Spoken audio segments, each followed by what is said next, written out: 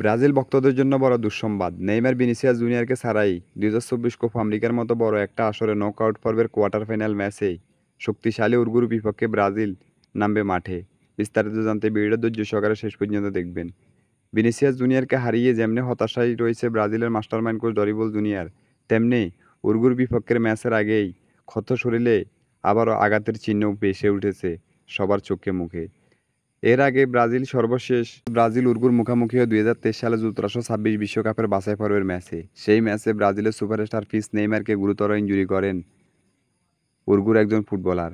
সেই ম্যাচে ইনজুরি হয়ে দীর্ঘ ৯ মাস নেইমার মাঠের বাইরে রয়েছে।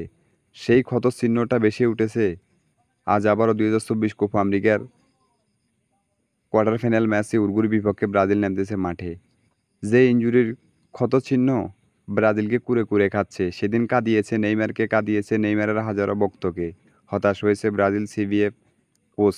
এর আগে নেইমার আরও কয়েকবার ইনজুরি হয়েছিল, তবে এতটা গুরুতর হয়নি। উরুগুর বিপক্ষে যে ইনজুরিটা পড়েছিল নেইমার, সেই ইনজুরির কারণে নেইমারের জীবন থেকে অনেক কিছু হারিয়ে গেছে।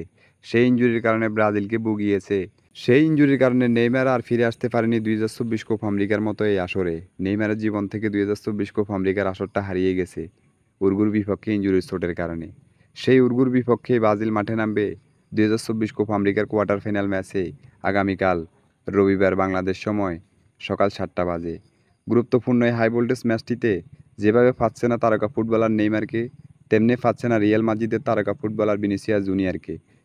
এই দুজনকে ছাড়া শক্তিশালী উরুগুর বিপক্ষে ব্রাজিল কতটা লড়াই করতে পারবে আর ম্যাচটাকে জয়লাভ করতে পারবে, সে পর্যন্ত আমাদের কমেন্ট বক্স খোলা রয়েছে।